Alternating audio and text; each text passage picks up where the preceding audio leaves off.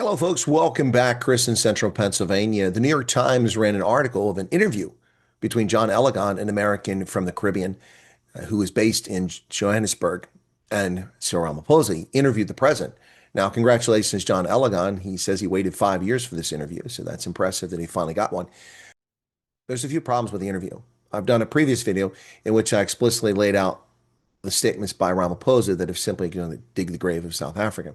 In this video, I'd like to discuss some of the opinion that the journalists, the two of them, put into this article. And I'm going to debunk these opinions. Now, this is my analysis. You can take it for what you want, or you can leave it. The journalists say the following: Mr. Ramaphosa, 73, and his country have become regular targets of the second Trump administration, to which I say untrue. South Africa is in the crosshairs of Congress. Democrats and Republicans, in a bipartisan fashion, are angry at South Africa over its actions that have harmed our national interests for the past 2.5 decades. This situation predates Trump. It's convenient that the New York Times neglects to mention that there was a bill in Congress, a bipartisan bill by Democrats and Republicans during the Biden administration, to review the relationship for South Africa and to consider sanctioning ANC leaders and government officials. This predates Trump. To lay this at Trump is just comical. It's not Trump. He's the only one willing to take action. That's the difference. In fact, the only actions Trump took about South Africa were to stop giving our tax dollars to a country that violates basic human rights and Section 25 of its black majority approved constitution, as well as the International Declaration of Human Rights, which South Africa is a signatory to, by abrogating private property rights and expropriating land without compensation and property.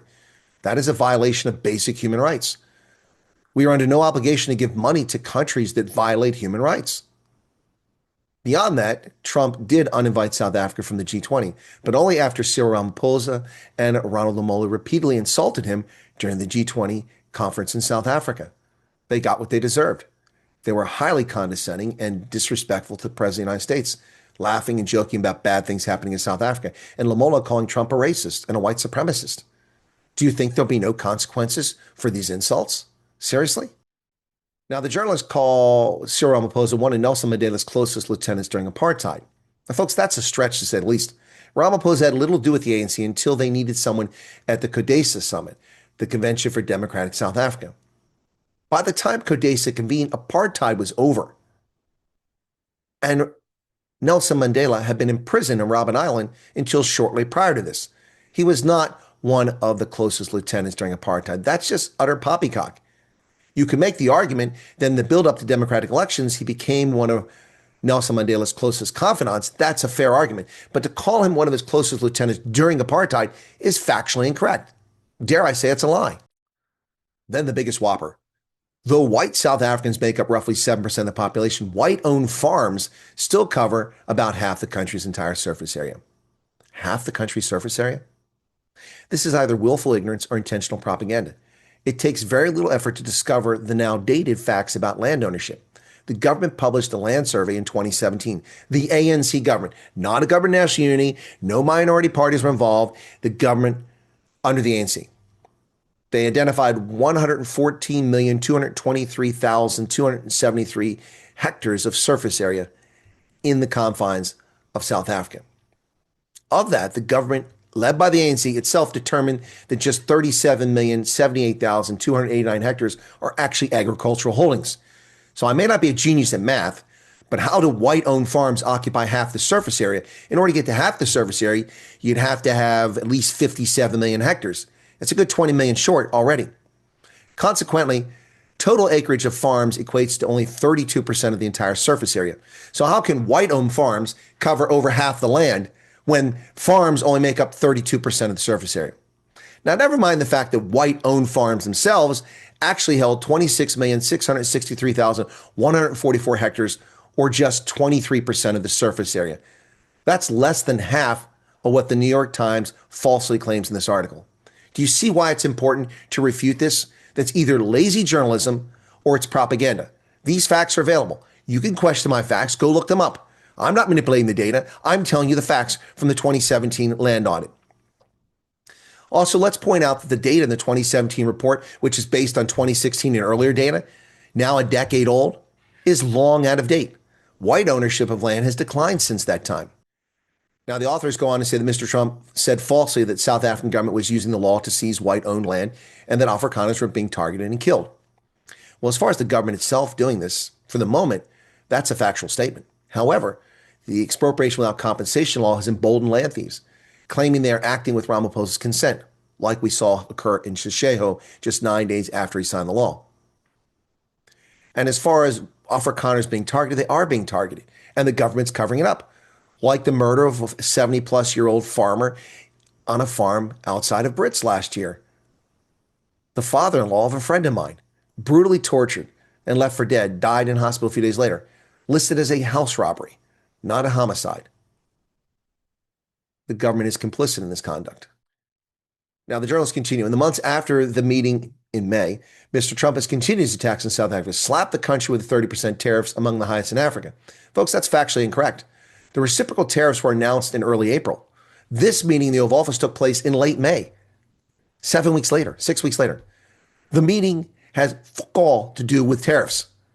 There was no tariffs implied because of this meeting, yet the article implies exactly that the tariffs came months later because of the meeting in the Oval Office. That's poppycock. That's balderdash. The tariffs were applied reciprocally in April, long before this meeting ever took place. That's why Ramaphosa wanted the meeting, to try to hoodwink the Americans into lowering the tariffs, but they weren't having any of it.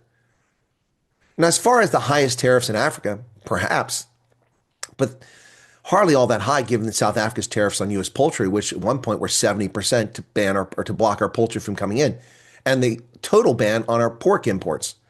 And also, it's low compared to many of its neighbors in Southern Africa. Angola got a 32% tariff. Botswana, 37% tariff. The country that has been the best friend and ally of the United States historically in all of Africa has been Botswana, and they got a 37% tariff because they protect our market. Lesotho, poor little Lesotho, 50% tariff. Madagascar, 47% tariff. Mauritius, a 40% tariff. And South Africa, just 30%. Yet we're supposed to believe that that's amongst the highest in Africa.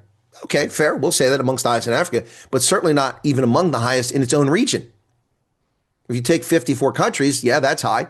But you look at the countries around it, it's not very high compared to them. Also, bear in mind that the South African government has not sent representatives to negotiate these tariffs down. Switzerland, which is not in Africa, got a 39% tariff. They negotiated. It's 19% now. Vietnam got a 90% tariff. They've negotiated down to 17% or thereabouts. South Africa has no interest in negotiating. And based on this interview in the New York Times, all Ramaphosa has an interest in is becoming a martyr and insulting the United States. Does he honestly think that calling Donald Trump a racist is going to achieve anything for South Africa other than make you a pariah state? And all of this in the midst. Now, to be fair, this interview took place before the attacks on Iran. But all of this with the fraught relations with Iran, and this is the behavior of the president of South Africa. You have just dug the country's grave, my friend. That's sad to see. What an amazing country led by buffoons and fools who have no concept of diplomacy. You know, the South African government is fond of saying, we're a sovereign state, Vienna Convention. You don't even adhere to it yourself. Raiding Woodmead, detaining diplomats unlawfully, doxing their personal diplomatic information, making them targets and bringing harm to them. Shame on you. Shame on you. These people are amateurs and they're dangerous. As far as the New York Times article, plenty here to quibble about.